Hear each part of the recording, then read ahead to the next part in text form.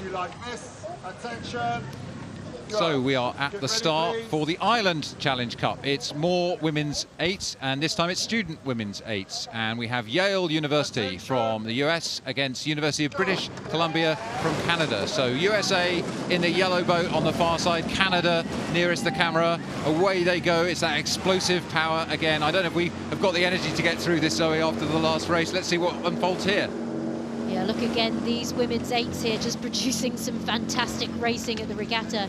This is my first time watching these events, as I wasn't here last year, and they have just been phenomenal. And we have another great matchup here. Yale University of the USA, University of British Columbia, Canada, who've been taking some crews by surprise here at the regatta so far. But it looks like it is Yale who have just given themselves an early lead here. I mean, I always find it hard to call from this angle as our catamaran catches up and comes alongside these boats, but I think you're right.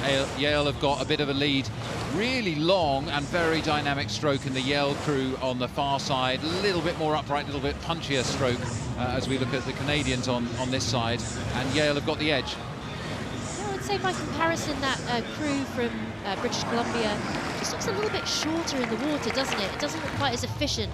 And here we are again with Yale as we catch up further down the track, and they look like they've really relaxed into this now. Yeah, some of these young women were in the 5th varsity, some 4th and some 2 varsity. The 2 varsity had an undefeated season, so there's some people with momentum and success to give confidence to their colleagues there, and well, they really have. As we pass Remenham Club just over halfway down the course, it looks like they have turned that into a very comfortable lead over the Canadian crew, who are still striking hard and pushing away down the course, but no match at the moment for Yale.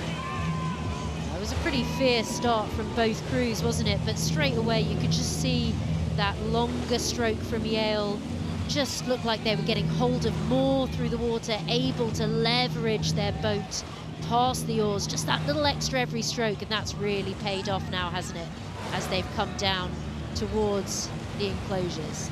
Well, the sun is shining on the tower of Henley Church in the background as you look at these 2 women's eights coming to a still very full Henley Royal Regatta enclosure in the glorious golden evening sunshine. And Yale will be happy to be in this position, getting the jet lag out of their system and having had a chance to row quite comfortably through the second half of the course. After a pretty strong start, they just eased away through in the first quarter of the race, took a comfortable position, and they've been able to take it fairly steady since then.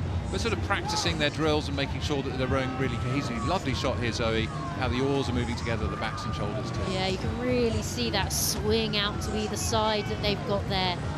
Again, just looking like they're rowing really long strokes. That's what's really impressing me here. And you can see, if you just watch the bow ball, the little ball on the end of their boat, they just keep it moving quite nicely, don't they? What you don't want to see is you don't want to see the end of the boat stopping and starting every stroke. You want to see that people are sensitive to how the boat's moving, that they're keeping that picked up, they're keeping it lively, and that's what Yale are doing really well here.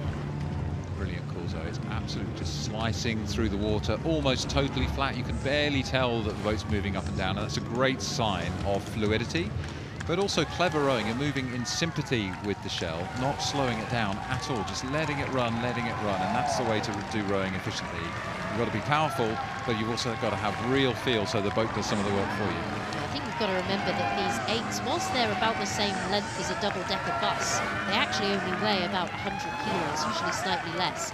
So the weight of the athletes in the boat is much, much more than the weight of the boat itself, which is like you're saying, you've really got to take care of the hull, make sure that you let it run and you let it do the work for you. Yeah, lovely rowing by the young women from Yale University, USA, as they approach the finish line. They'll be happy with that. Good day at the office for the young women of Yale. Ease their oars, drop them to the water, and we look back to see University of British Columbia, Canada, coming to cross the line.